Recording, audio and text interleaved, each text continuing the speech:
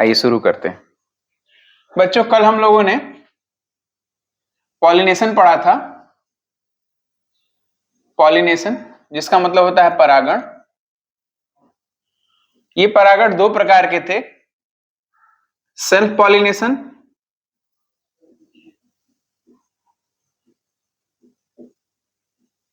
And cross pollination.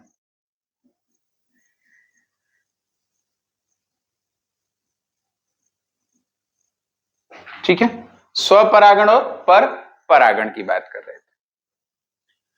बच्चों, स्वपरागण से अभिप्राय था एक ही पौधा हो या तो एक ही पुष्प में परागण एंथर से स्टिग्मा पहुंच रहा हो सेम पुष्प में, या उसी पौधे के किसी दूसरे पुष्प पर पहुंच रहा हो। ठीक।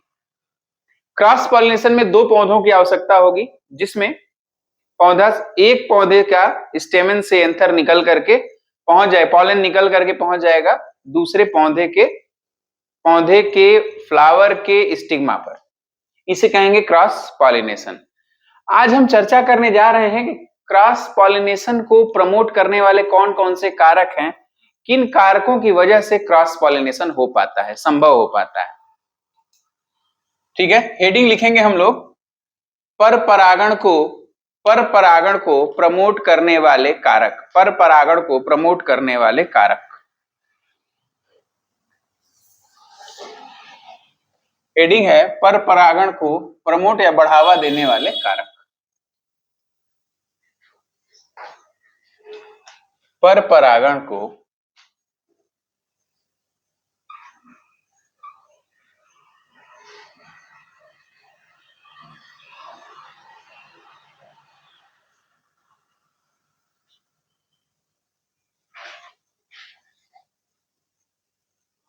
ठीक है, बढ़ावा देने वाले कारक। Factors promoting cross pollination. Factors promoting cross pollination. Factors promoting cross pollination.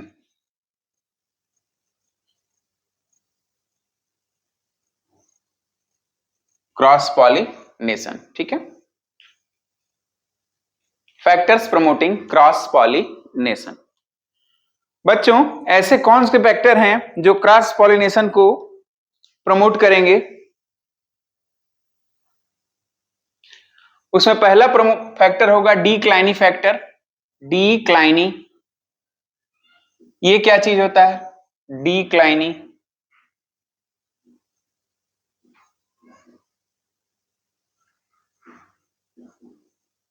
इसका मतलब होता है यूनिसेक्सुअल फ्लावर पैदा हो जाएं। अगर फ्लावर यूनिसेक्सुअल होंगे, या तो मेल रहेगा या तो फीमेल रहेगा, तो यह मजबूरी है पौधे की कि एंथर पॉलन ग्रेन निकलेगा और दूसरे पौधे के स्टिग्मा पर जाएगा। समझ में आ रही है बात?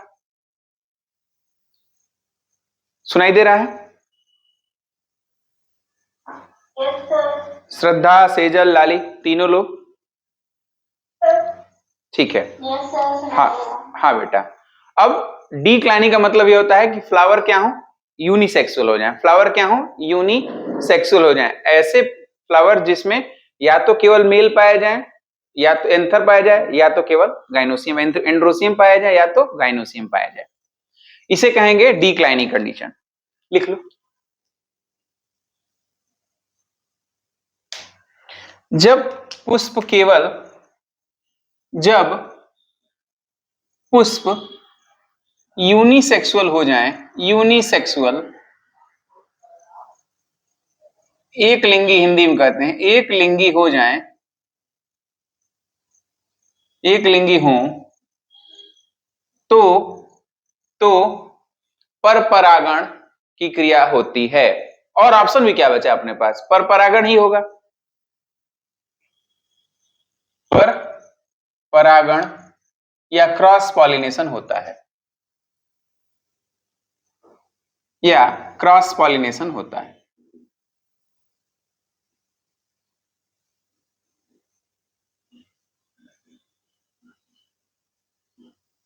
सबको क्लियर दिख रहा है बोर्ड? लिखने में कोई छोटा तो नहीं हो रहा है? फॉन्ट छोटे ज्यादा तो नहीं हो रहे हैं? स्पष्ट है ना बेटा सबको? Yes sir. बच्चों दूसरा फैक्टर यह हो सेल्फ इनकम्पेटेबिलिटी। सेल्फ इनकम्पेटेबिलिटी अब बताते हैं। कॉम्पेटिबिलिटी, स्व अनिषेक जनन, स्व अनिषेक जनन, स्व अनिषेक जनन या सेल्फ इनकम्पेटेबिलिटी।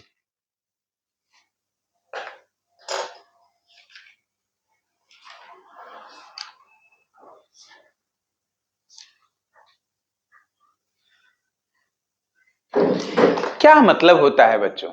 इनकम्पेटेबल का मतलब जानते हैं क्या है? अगर एक फ्लावर छोटा सा बना दे रहे हैं,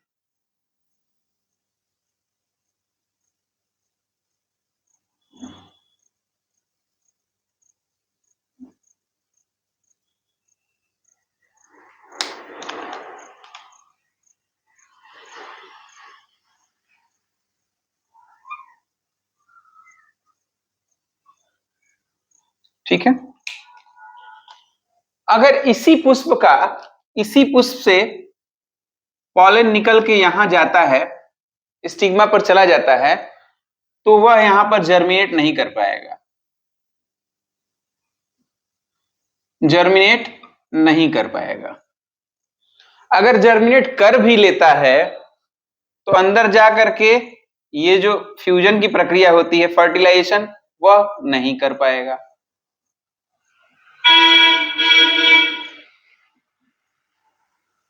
ध्यान से सुनिए, हम कह रहे हैं अगर सेम पुष्प का पॉलन ग्रेन उसी पुष्प के स्टिग्मा पर जाता है तो वह या तो जर्मिनेट नहीं करेगा, अगर जर्मिनेट कर भी लिया तो वह फर्टिलाइज नहीं कर पाएगा। किसको? एग को। एग को फर्टिलाइज नहीं कर पाएगा। ठीक है? इसी को कहते हैं सेल्फ इनकम्पेटिबिलिटी, खुद के लिए अनिषेच्य। खुद के लिए क्या हो? अनिषेच्य, खुद के लिए कंफर्टेबल न हो, और दूसरे के लिए, अगर किसी दूसरे फ्लावर से, सपोज करो यहां एक दूसरा फ्लावर है,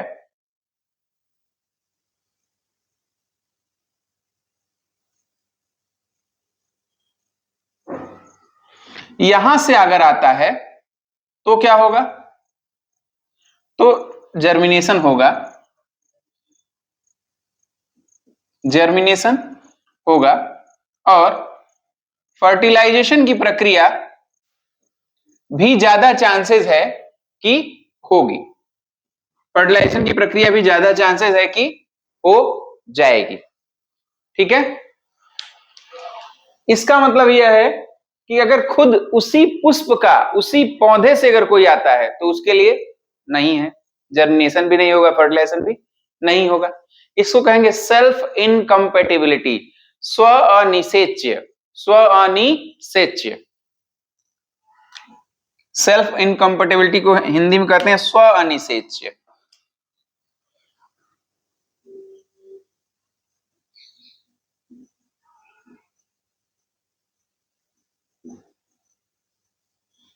स्व अनिषेच्य। ठीक है?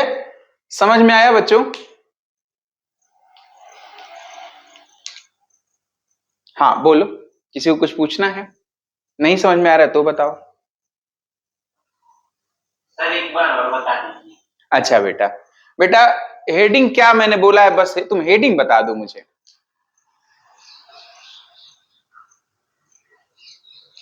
सर आपकी आवाज समझ नहीं आया था। हाँ ठीक है, मैं तो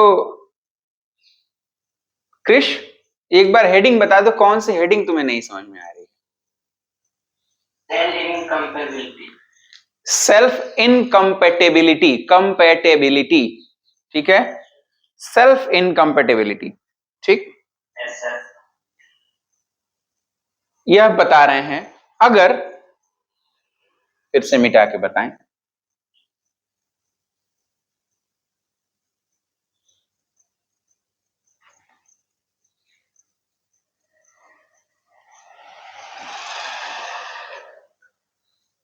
अभी आवाज आ रही है ना सबको?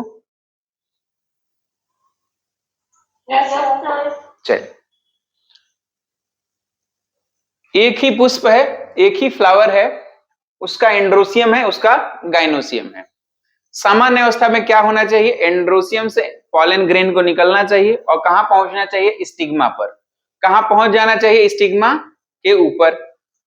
लेकिन बच्चों होता क्या है कि अगर सेम है, एक ही पुष्प का है, तो उसे पॉलिनेशन तो हो जाता है, पॉलिनेशन हो जाएगा, परंतु वह जो पॉलन ग्रेन है यहां पहुंचने के बाद जर्मिनेट नहीं कर पाएगा, यहां पहुंचने के बाद जर्मिनेट नहीं कर पाएगा।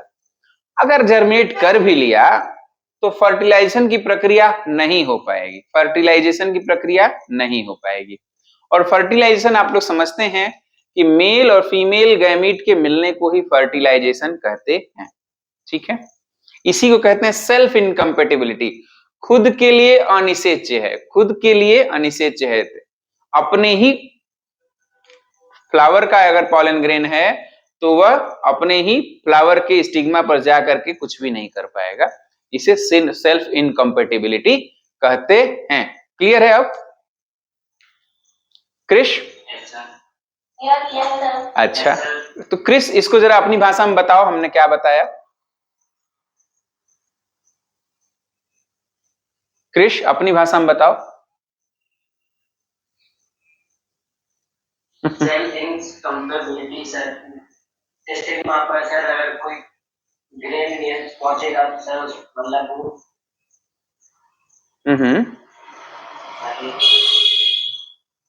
एक बार सर इसका और कोई बता सकता है? तुम समझ चुके हो, बस शब्द नहीं बना पा रहे हो। और कोई? मैं समझ गया, तुम समझ चुके हो बेटा, लेकिन तुम शब्द नहीं बना पा रहे हो। आगे श्रद्धा, प्रिया, लाली, और कौन है? शालिनी, बताओ भाई, कोई बता सकता है अपनी भाषा में? बोलो, तुम्हारी माइक। हाँ हाँ हाँ, बोलो बोलो बोलो, आ गई आवाज। थोड़ा और जोर लगाओ बेटा, आवाज पहुंच नहीं रही है। सर पहले आप बता दीजिए जो गाइनोसियम पर पहुंच रहा है, बस फिर आप हम बता देंगे आपको। अच्छा बेटा, ये क्या चीज है? एंथर क्या होते हैं? Pollen grain. यही पॉलन जा करके कहां पहुंचता है? स्टिग्मा पर, ठीक है। अब बताओ, अब जब पॉलन ग्रेन जो होता है स्टिग्मा पर जाकर पहुंचता है तो वो जर्मिनेट नहीं होता है। किस केस में? कब नहीं? कब? रुक जाओ, कब जर्मिनेट नहीं होता है?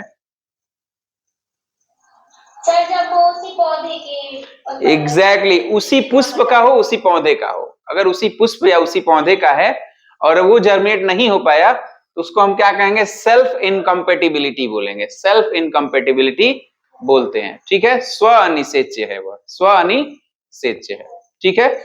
उपस्थित सभी लोगों को क्लियर हो चुका है? आगे बढ़ें।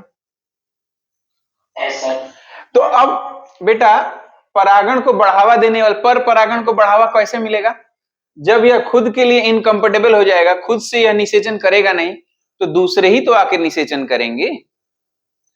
जब यह खुद के पॉलन ग्रेन से निषेचन नहीं होगा तो दूसरे आके करेंगे निषेचन, इसीलिए यह पर परागण को बढ़ावा देता है। आगे लिखिए।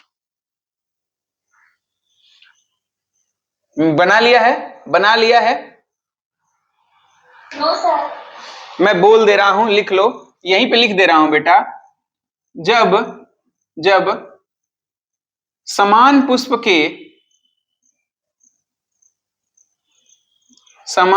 के पॉलन ग्रेन उसी पुष्प के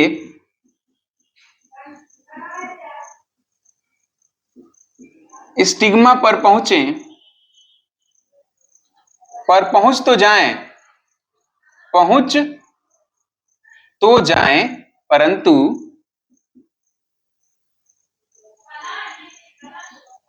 परंतु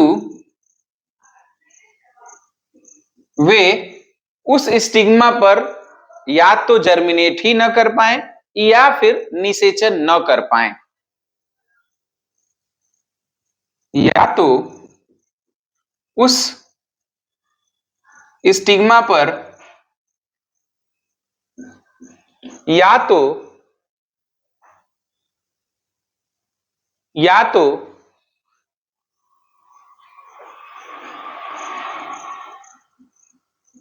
जर्मिनेट ही ना कर पाए,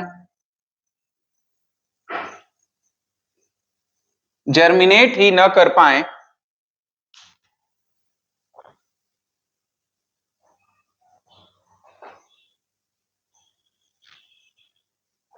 या फिर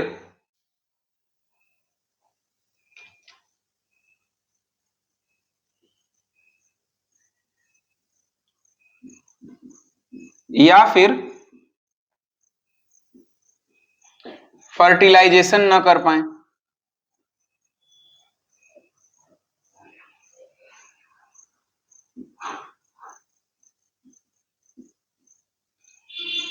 इस प्रक्रिया को सेल्फ इनकम्पेटिबिलिटी कहते हैं।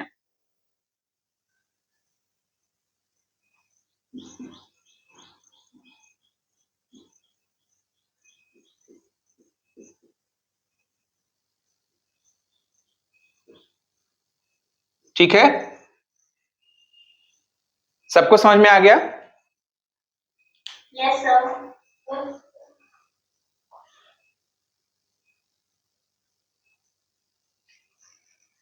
किसी को नहीं समझ में आया तो मैं फिर से बता दूं।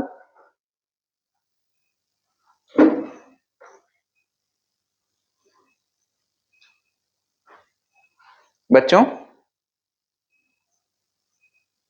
आ गया सर। अच्छा, आ गया सर। ये एक हल्का डायग्राम बना लेना अपनी समझने के लिए, ताकि कभी भूल जाओ तो ये इस बात को समझ जाओ कि क्या ना क्या चाहते थे उस दौरान जब पढ़ाई किए थे। ठीक है, हम तीसरा लिख रहे हैं। शब्द होगा हरकोगैमी, शब्द है हरकोगैमी।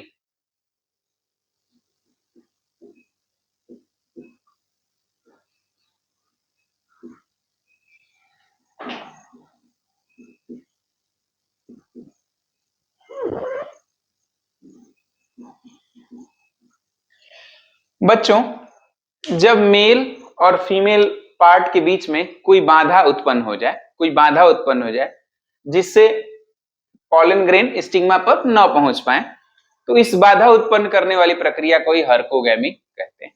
फिर से सुन लो, जब मेल और फीमेल मतलब एंड्रोसियम और गाइनोसियम के बीच में कोई बाधा उत्पन्न हो जाए जिससे पॉलन ग्रेन का स्टिग्मा पर पहुंच पाना संभव न हो, तो इस प्रक्रिया को हरकोगैमी कहते हैं।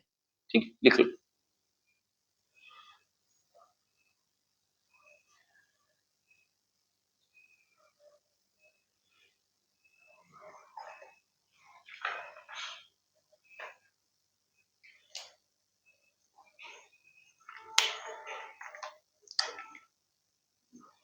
जब मेल तथा फीमेल जननांगों के बीच, मेल का चिन्ह हमने आपको बताया था, ये एरो मेल है, ये प्लस का चिन्ह फीमेल है। सबको क्लियर है ना? Yes sir. जननांगों के बीच यस सर। कोई बाधा उत्पन्न हो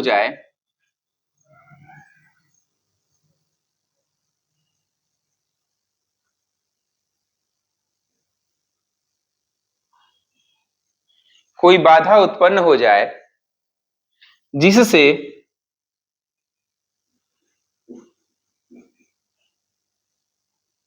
पॉलन ग्रेन स्टिग्मा तक ना पहुंच पाए,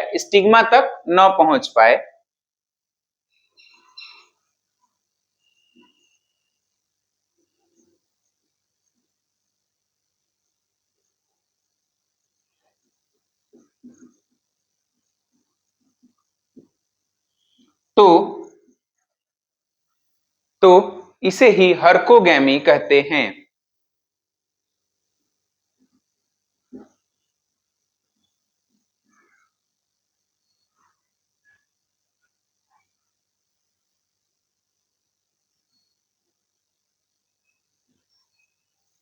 तो इसे ही हरकोगैमी कहते हैं।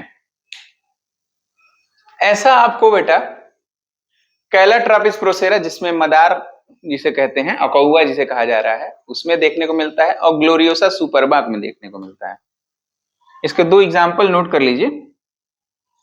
मदार को कहते हैं, मदार यानी अकौआ को कहते हैं कैलोट्रोपिस प्रोसेरा, ठीक है, और इसको अंडरलाइन करना जरूरी है। इसका दूसरा उदाहरण है Gloriosa, Gloriosa superba, Gloriosa superba. इन दोनों में बच्चों मेल तथा फीमेल के बीच में एक अवरोध उत्पन्न हो जाता है, जिसकी वजह से उसी पौधे का, उस पौधे का ही, उसी पुष्प का पॉलन ग्रेन नहीं पहुंच पाता है उसी पौधे के, उसी पुष्प के स्टिग्मा पर। यही वाली स्थिति होती है। इसी कारण से पर परागण वहां पर संभव हो पाता है। इसी कारण से वहां पर क्या संभव हो पाता है? पर परागण संभव हो पाता है जी, पर परागण बेटा, क्रॉस पॉलिनेशन।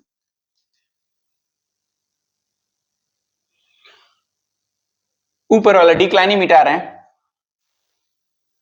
अब डिक्लाइनी तो मिटा दिया है, जरा आप लोग बताइए डिक्लाइनी किसे कहते हैं?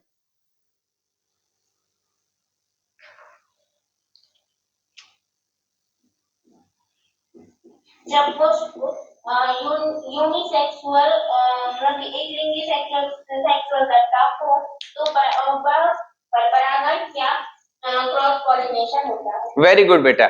जब पुष्प एक लिंगी हो जाए या उसमें सिर्फ बाइसेक्सुअल, यूनिसेक्सुअल हो जाए, सिर्फ या तो एंड्रोसियम हो या तो गाइनोसियम पाया जाए, तो इस अवस्था में क्या संभव होगा? केवल और केवल पर परागण ही संभव हो पाता है, ठीक है।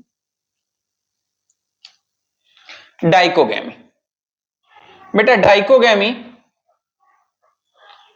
इस ऐसी प्रक्रिया है जिसमें मेल तथा फीमेल रिप्रोडक्टिव पार्ट एक साथ मेच्योर नहीं होते हैं, अलग अलग समय पर मेच्योर होते हैं। अगर अलग अलग मेच्योर होंगे तो फर्टिलाइजेशन हो ही नहीं पाएगा, फर्टिलाइजेशन नहीं हो पाएगा, क्योंकि अनमेच्योर से तो फर्टिलाइजेशन संभव नहीं है। तो जो मेच्योर बाद में होगा दूसरे किसी पौधे से, वो यहां पर आएगा और फर्टिलाइज करेगा। इसीलिए डाइकोगैमी क्या है? एक प्रकार का पर परागण को बढ़ावा देने वाला फैक्टर है, कारक है। लिख लो। इस प्रक्रिया में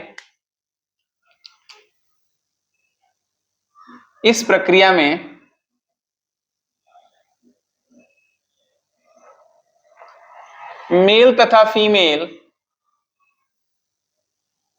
जननांग अलग अलग समय पर मेच्योर होते हैं, अलग अलग समय पर मेच्योर या वयस्क होते हैं या परिपक्व होते हैं। मेच्योर लिख दे, मेच्योर होते हैं अलग अलग समय पे। इसका मतलब यह है बेटा कि मेल या फीमेल में से कोई एक पहले हो जाएगा, कोई एक क्या होगा? पहले मेच्योर हो जाएगा, और कोई एक क्या होगा? बाद में मेच्योर होगा। समझ में आ रही बात? डाइकोगैमी में क्या होगा? मेल या फीमेल में कोई एक, सब लोग अलग अलग समय पे मेच्योर होते हैं। इसका अभिप्राय यह है कि या तो मेल पहले हो जाए मेच्योर, और या तो फीमेल हो जाए पहले मेच्योर। इस आधार पे मेच्योरिटी के टाइम के आधार पर डाइकोगैमी को दो भागों में बांटा गया है। या तो मेल पार्ट पहले होगा तो उसे बोलेंगे प्रोटोएंड्री, या तो फीमेल पार्ट पहले मेच्योर होगा उसे बोलेंगे प्रोटोगाइनी। यहीं पे ऐसे बना लेना है, ज्यादा समझ दिक्कत नहीं होगी। डाइकोगैमी दो पार्ट में बंट जाएगी। ये वाला पोर्शन लिख लिया है ना आप लोगों ने? मिटा दें इसे। Yes sir. ठीक, डाइकोगैमी समझ में आ रही है बेटा? Yes sir. Yes sir. अब डाइकोगैमी दो प्रकार का, या तो प्रोटोएंड्री हो जाए, एंड्री का मतलब एंड्रोसियम सबसे पहले मेच्योर हो जाए तो प्रोटोएंड्री, या गाइनोसियम पहले मेच्योर हो जाए तो प्रोटोगाइनी बोलेंगे, प्रोटोगाइनी।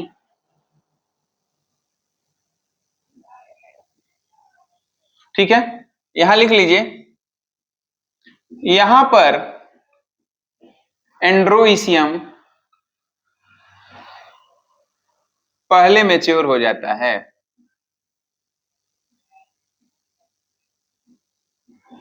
हो जाता है,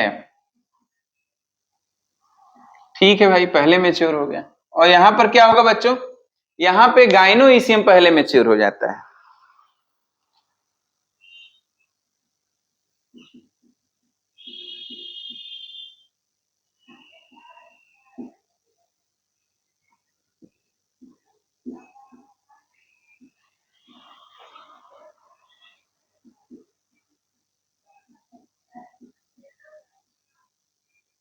यहां पर गाइनोइसियम पहले मैच्योर हो जाता है।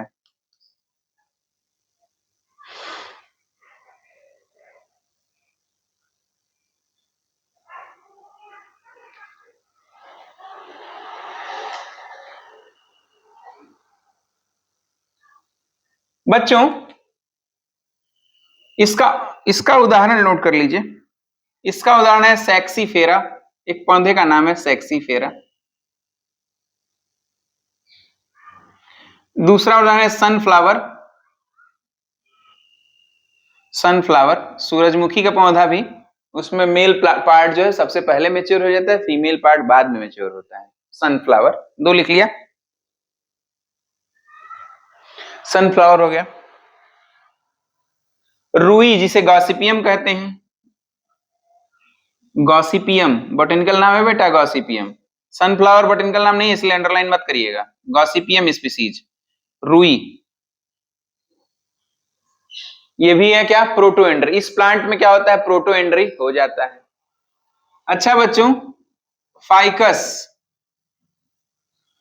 फाइकस चाहे वो बंगालेंसिस हो या रिलीजियोसा, दोनों में ही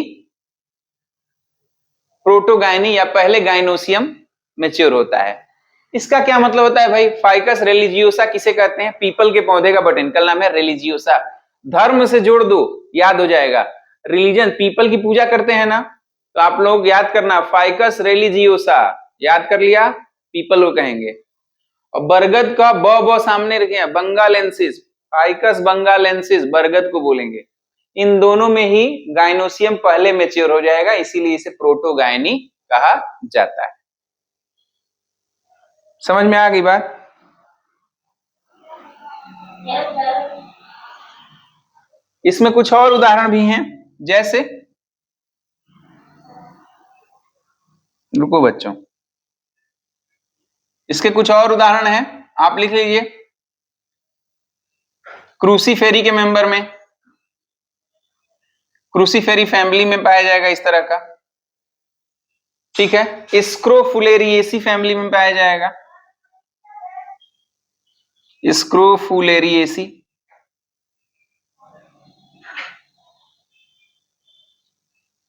अंडरलाइन करने की कोई आवश्यकता नहीं है, फैमिली को नहीं करते हैं अंडरलाइन, जीनस और स्पीसीज को अंडरलाइन करते हैं, ठीक है।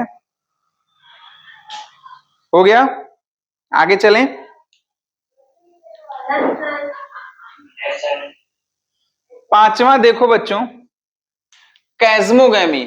हमने पढ़ाया था आपको क्लिस्टोगैमी, ऐसे फ्लावर जो कभी ओपन ना हो, उसे क्या कहेंगे, क्लिस्टोगैमस फ्लावर या क्लिस्टोग्लैमस प्लांट।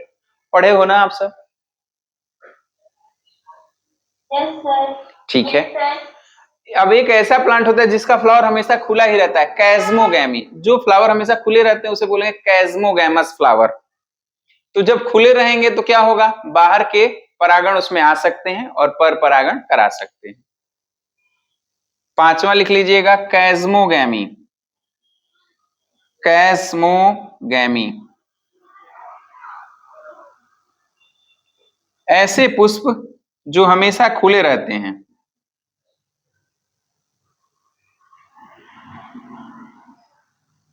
जो हमेशा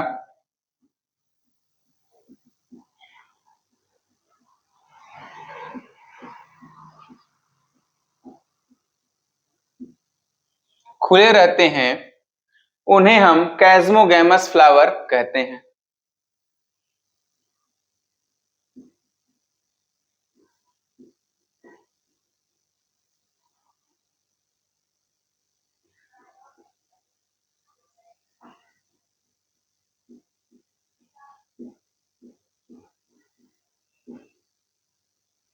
कैस्मोगैमस फ्लावर कहते हैं।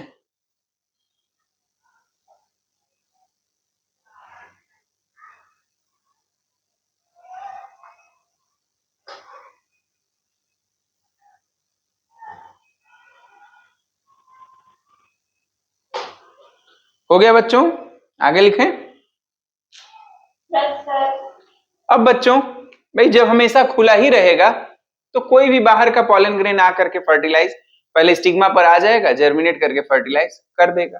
ठीक, समझ में आ रही बात है? कैस्मोगैमी कैसे फैक्टर है, प्रमोट करता है, कैसे खुला रहता है, इसलिए कोई भी आकर के कर सकता है। ठीक, नेक्स्ट चलते हैं।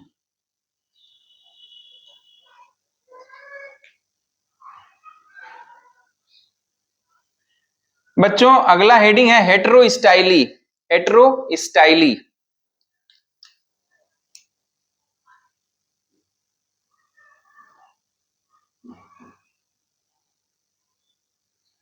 आप लोग ना ऐसे लिख भी लिया करो हेडिंग, अगर छूट जाया करे मुझसे इंग्लिश में तो आप लोग लिख लिया करो हेटेरोस्टाइली।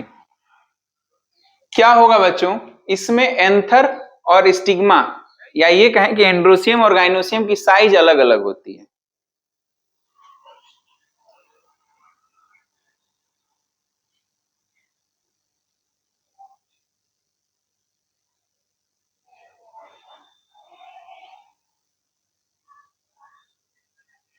बच्चों अब मान लो कि ये फ्लावर है, ये थैलमस पे लगा हुआ है, दिखाई दे रहा है सबको?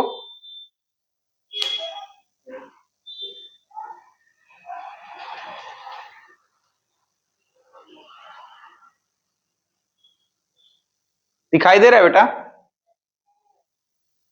Yes sir. ये फ्लावर है और थैलमस पे लगा हुआ है। अगर यह ऊपर रहता तो यहां से टूट के यहां पर गिर सकता था तो स्वपरागण हो जाता, परंतु इसकी साइज इतनी छोटी है कि टूटेगा तो नीचे चला जाएगा, ऊपर नहीं जाएगा, ऊपर नहीं जाएगा।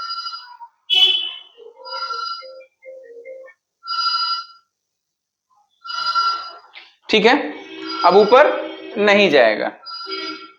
एक मिनट बेटा,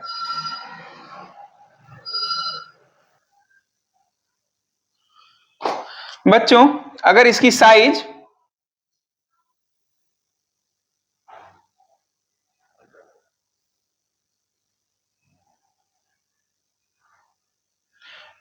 थोड़ी बड़ी रहती तो यह आसानी से यहां पे गिर सकता था, पॉलन ग्रेन निकलता और इस पर गिर जाता, पॉलन ग्रेन निकलता और इस पर गिर जाता, सेल्फ पॉलिनेशन हो जाता। परंतु अगर साइज डिफरेंट हो गई तो सेल्फ पॉलिनेशन के चांसेस कम हो गए, सेल्फ पॉलिनेशन के चांसेस कम हो गए। ठीक है, इसी को कहते हैं हेटेरोस्टाइली। लिख लीजिए इसको। जब मेल तथा फीमेल जननांगों के आकार अलग अलग होते हैं, आकार या साइज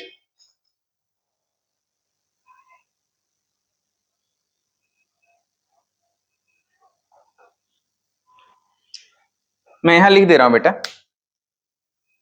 जब मेल तथा फीमेल जननांगों के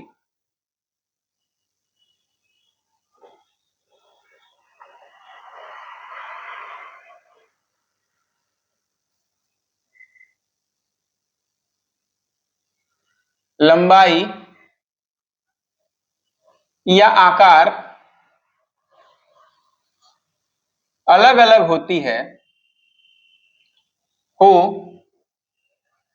तो स्वपरागण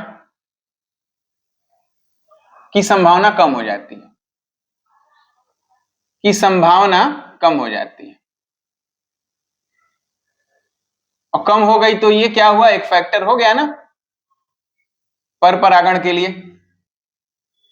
कम हो गई तो क्या हो गया, ये एक प्रकार का फैक्टर हो गया पर परागण के लिए। लिख लो बेटा।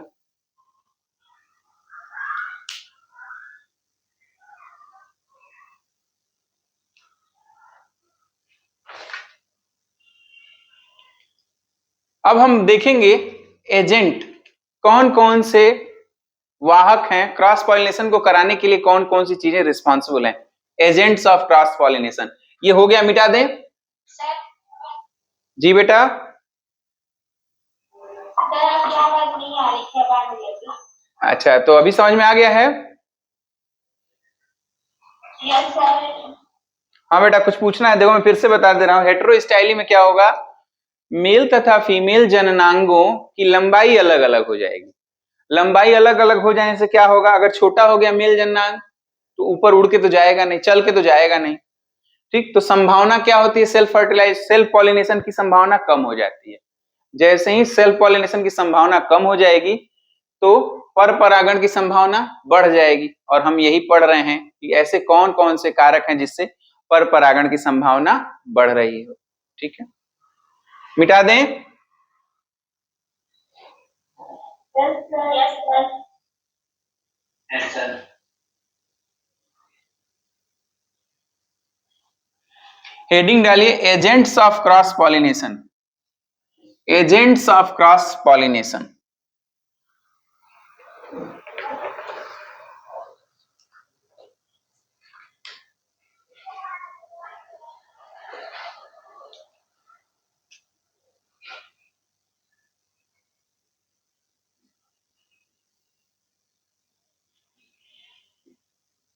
सबको हेडिंग दिख रही है ना, एजेंट्स ऑफ क्रॉस पॉलिनेशन।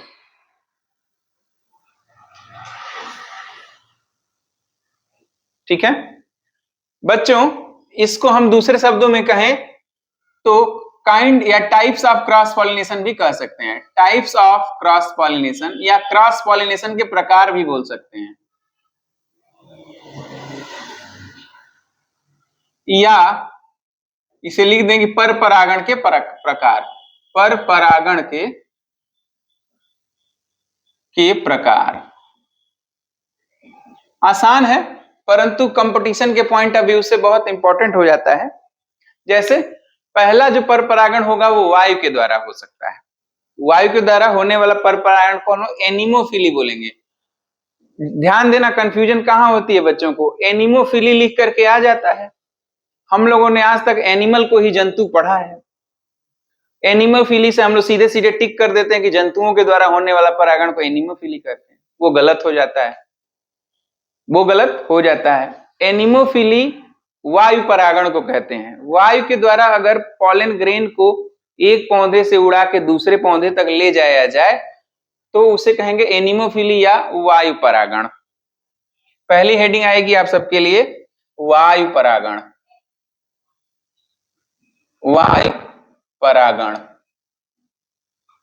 ठीक है। एनिमोफिली,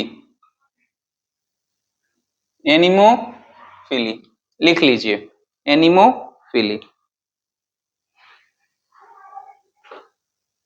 एनिमोफिली ANE पूरा मिटा के फिर से लिख देता हूं, ANEMOPHILY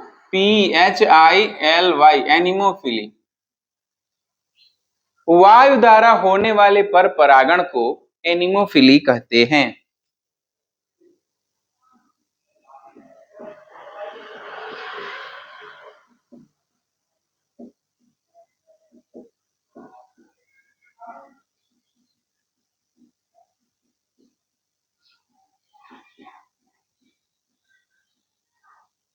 एनिमोफिली कहते हैं। बेटा कभी मत भूलना, एनिमोफिली जब भी शब्द आएगा इसका मतलब है वायु के द्वारा, एनिमल्स के द्वारा नहीं। जो जंतुओं के द्वारा होता है उसे जूफिली कहेंगे। जूलॉजी से जान लेना, ठीक है। याद समझ में आ रही है अंतर? एनिमोफिली आएगा, ये ट्रैप है बेटा। कंपटीशन के एग्जाम में एग्जामिनर जो है ट्रैप बिछाते हैं, जाल बिछाते हैं, लिखते हैं एनिमोफिली के द्वारा। एनिमोफिली किसके द्वारा किया जाने वाला परागण है? सबसे ऊपर लिखेंगे चमगादड़ के द्वारा, दूसरा लिखेंगे हाथी के द्वारा, फलाने के द्वारा, अंत में तीसरे चौथे पर लिख देंगे वायु द्वारा। इतना दूर लिखेंगे कि नजर में अच्छा हम लोग को पहले ही दिखेगा जंतु द्वारा, हम लोग तुरंत टिक कर देंगे कि एनिमल माने जंतु, और हो जाएगा हमारा गलती, ठीक है। एनिमोफिली का मतलब वायु पर परागण, एनिमोफिली का मतलब वायु के द्वारा होने वाला पर परागण। समझ में आ गई बेटा? Yes, sir. Yes, sir. लगभग सभी जितने भी अनावृत बीजी पौधे हैं जिम्नोस्पर्म, जितने भी अनावृत बीजी पौधे हैं लगभग ऑलमोस्ट ऑल जिम्नोस्पर्म में वायु के द्वारा पर परागण देखा जाता है कि वायु के द्वारा होता है। पहला इसका उदाहरण है।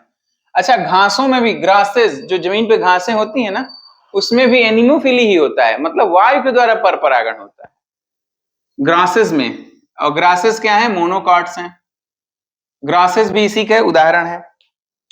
बच्चों, ये लिख लिया हो तो एक बहुत मजेदार घटना बतानी है, अक्सर कंपटीशन में पूछा जाएगा। शब्द है sulphur shower. Sulphur shower.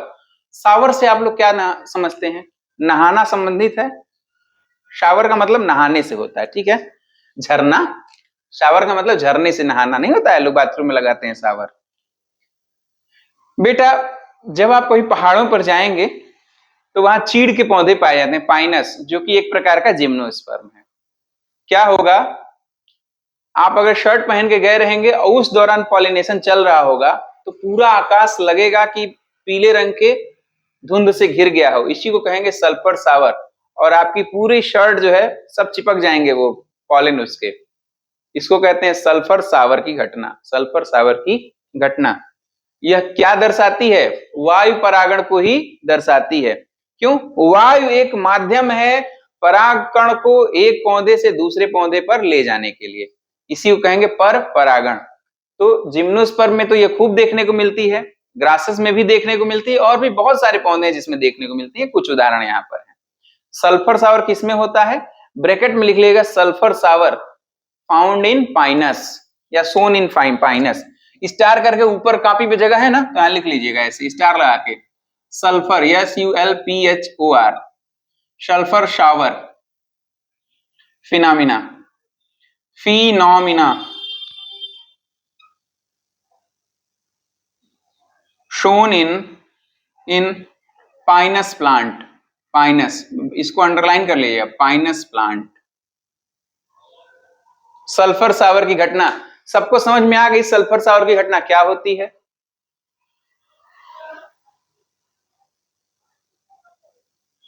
Sulphur सावर समझ में आया?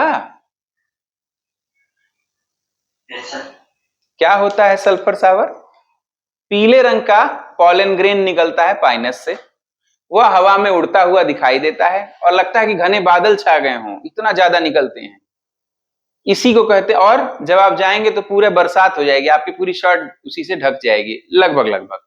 इसी को हम लोग कहते हैं sulphur shower. Sulphur shower. Sulphur भी पीले रंग का होता है, इसीलिए उसका नाम रख दिया गया है सल्फर सावर। ठीक है, आगे चलें। Yes, sir.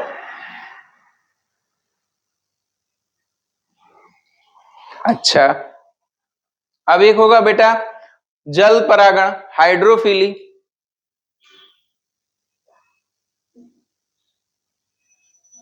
जल परागण, पर परागण।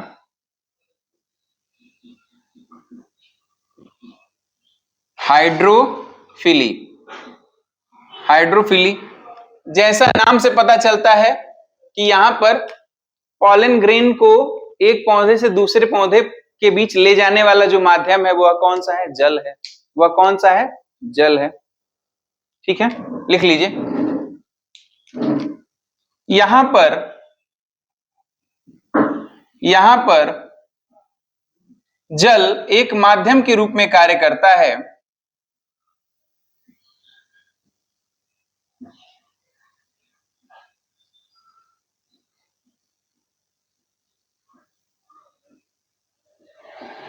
करता है तथा तथा परागकण को एक प्लांट से, एक पौधे से दूसरे पौधे के स्टिग्मा तक पहुंचाता है। तथा परागकण को एक से दूसरे पौधे तक पहुंचाता है।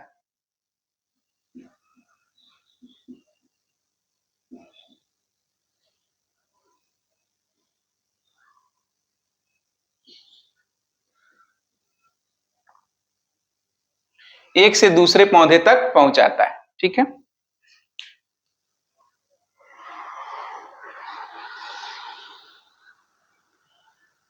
बेटा हाइड्रोफिली भी दो प्रकार का हो सकता है भाई। पौधे ऐसा भी हो सकता है कि पौधा सरफेस पे तैर रहा हो, या ऐसा भी हो सकता है कि पौधा जल के अंदर सबमर्ज्ड हो या डूबा हुआ हो।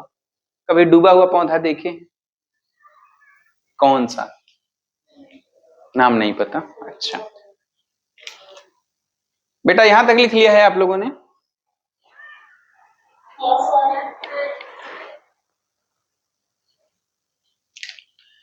तो अब ये दो प्रकार का होगा बेटा, लिख लो। जल पर परागण दो प्रकार का होता है। जल पर परागण दो प्रकार का होता है। पहला है हाइड्रोफिली, हाइफोहाइड्रोफिली और ईपी हाइड्रोफिली। हाइफोहाइड्रोफिली और ईपी हाइड्रोफिली, यह आप लोगों की किताब में नहीं लिखा है, इसलिए किताब ना देखें।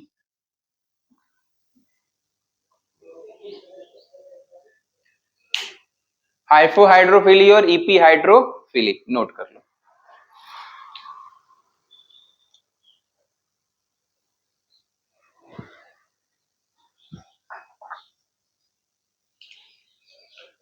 जब पौधा बच्चों जब पानी में डूबा रहे, जब पौधा पानी में डूबा रहे तब की स्थिति में जो पर परागण होगा उसे हाइफोहाइड्रोफिली बोलेंगे।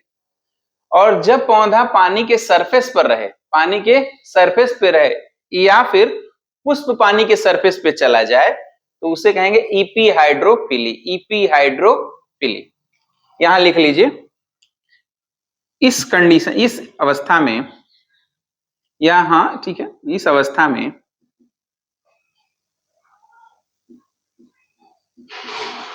पौधा जल में डूबा, ब्रैकेट में सबमर्ज लिखिएगा, सबमर्ज्ड MERGED, जल में डूबा ब्रैकेट में सबमर्ज्ड रहता है। ठीक, जल में डूबा या सबमर्ज्ड रहता है,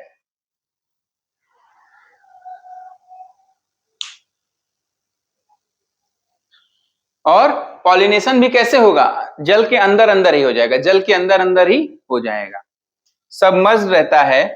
तथा पॉलिनेशन या परागण,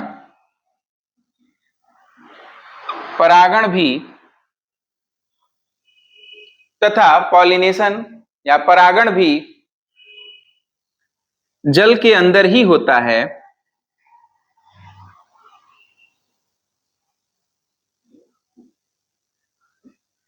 अंदर ही हो जाए तो इस प्रकार के जल परागण को, इस प्रकार के जल परागण को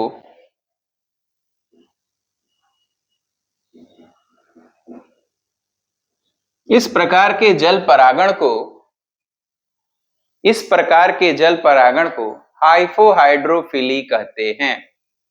हाइफोहाइड्रोफिली कहते हैं।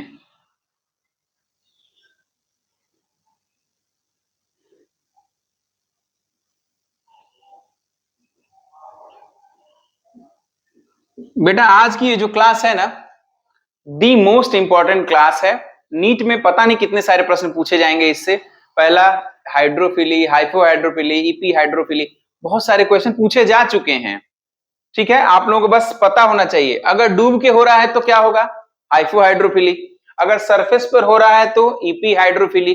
और दोनों मिलके किसका उदाहरण है? ये लोग हाइड्रोफिली के उदाहरण है। ठीक है, यस सर। कुछ पौधों के नाम लिखिए। पहला है हाइड्रीला, इसका उदाहरण है हाइड्रीला। अंडरलाइन करते जाइएगा। नाजाज, NAZAS, नाजाज। ठीक है, सिरेटोफाइलम, सिरेटोफाइलम, कामा लगाते जाइए, सिरेटोफाइलम। ठीक है, पहला, दूसरा, तीसरा, चौथा है जोस्टेरा। जोस्टेरा, ये पौधों के बोटेनिकल नाम है बेटा, याद रख लीजिए।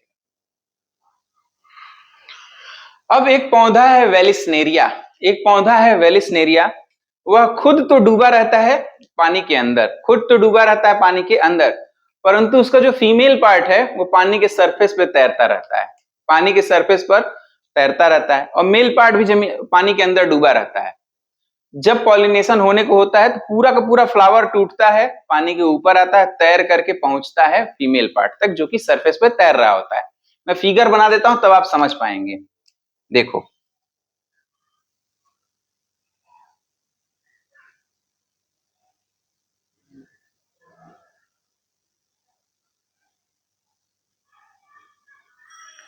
ये है वेलिसनेरिया जो कि पानी पर सरफेस पर क्या हो रहा है, तैर रहा है। अब दूसरे पौधे पर चूंकि पर परागण है तो दो पौधे चाहिए, लीजिए भाई दो पौधे बना देते हैं। हमें क्या करने हैं, दो नहीं 5 बना लो, हमारा तो घर को खेती है। चलो, अब इसमें क्या हुआ, इसका मेल प्लांट या मेल पौधा जो है ये है,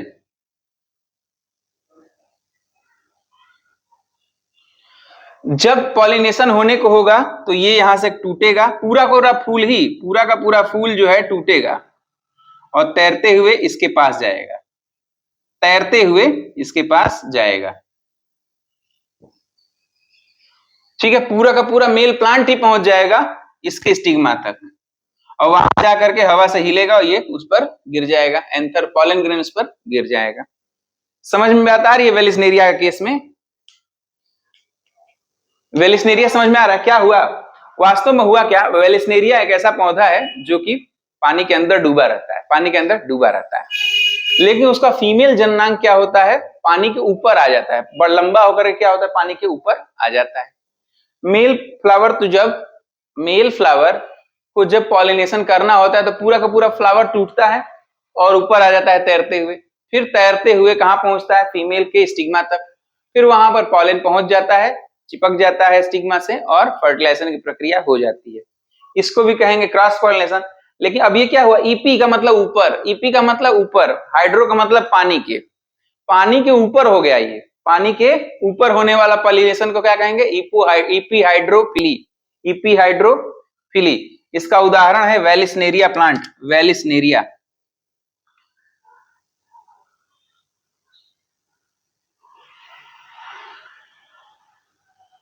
हाँ, मैं पूछूं कि अगर आप लोग अपनी भाषा में बताएं कि मैंने क्या बोला तो आप लोग बता पाएंगे?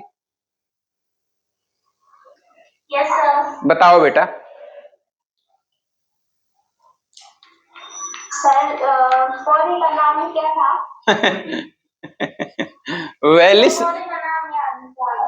Vallisneria, Vallisneria. जब वेलिसनेरिया जो पौधा होता है वो पानी में डूबा होता है, जब उसे रिप्रोडक्शन करना होता है तो उसका जो फीमेल भाग होता है वो ऊपर आ जाता है, थोड़ा लंबा होकर ऊपर आ जाता है पानी के ऊपर। ठीक है। तो जो पौधा होता है मेल पौधा, तो जो उसका पुष्प होता है जब उसे रिप्रोडक्शन करना होता है तो वो पुष्प टूटकर ऊपर पहुंच जाता है। कौन सा, मेल वाला ना, मेल फ्लावर ना, मेल पुष्प। Yes sir. हाँ ठीक है, आगे। ये फीमेल के जो स्टिग्मा पर पहुंचता है तैरते हुए, पहुंच जाता है उसके स्टिग्मा पर, तो फर्टिलाइजेशन हो जाता है। गुड। अब इसे आप लोग अपनी भाषा में लिखेंगे, सब लोग लिख पाएंगे? कृष, लाली, तुम? Yes sir. सब लोग? ठीक, इसको आप अपनी भाषा में लिखेंगे, ठीक है। मैं आगे बढ़ रहा हूं, थोड़ी जगह छोड़ दीजिएगा। अब होगा जल परागण हो गया, वायु परागण हो गया, अब होगा इंटेमोफिली। किसके द्वारा? इंसेक्ट के द्वारा होने वाला परागण, ऐसा परागण जिसमें इंसेक्ट भाग लें, इंटेमोफिली, इंटेमोफिली।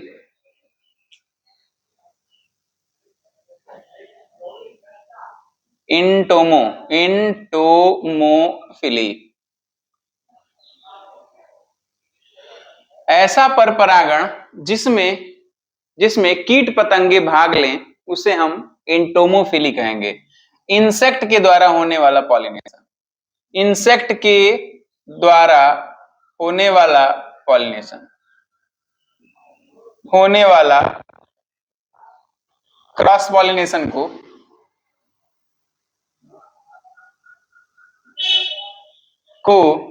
इंटोमोफिली कहते हैं।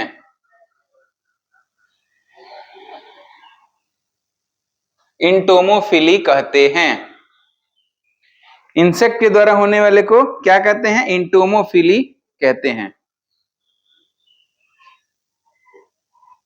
ठीक है, आगे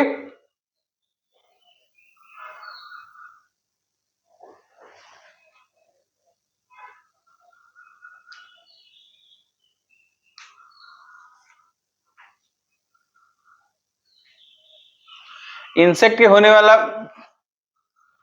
को इंटोमोफिली कहते हैं।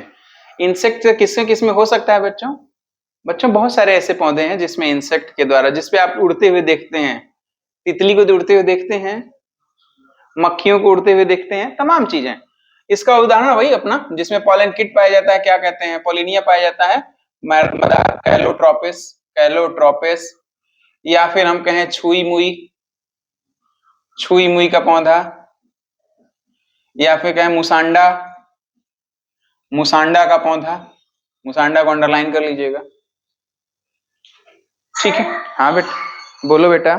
सर जो छुई का पौधा होता है उसे छूने पर वो अपनी पत्तियां भी सुकोड़ क्यों लेता है? आपने देखा है आपने छुई मुई को देखा है? यस सर, उसको छुआने से वो पत्तियां कर लेती है। ठीक है, यह आपको पढ़ाना है। जब मैं प्लांट पढ़ाऊंगा तो ये बिल्कुल पढ़ाऊंगा, पूरी डिटेल में बताना है। ठीक है जी जी, बढ़िया है। चलो छुई मुई का बोटेनिकल नाम जान लो, mimosa pudica. Mimosa pudica, pudica, और अंडरलाइन करना ना भूलना। कैलोट्रोपिस अंडरलाइन करना ना भूलना। ठीक है, आज के लिए बस इतना ही। और आप लोगों से एक बात कहनी है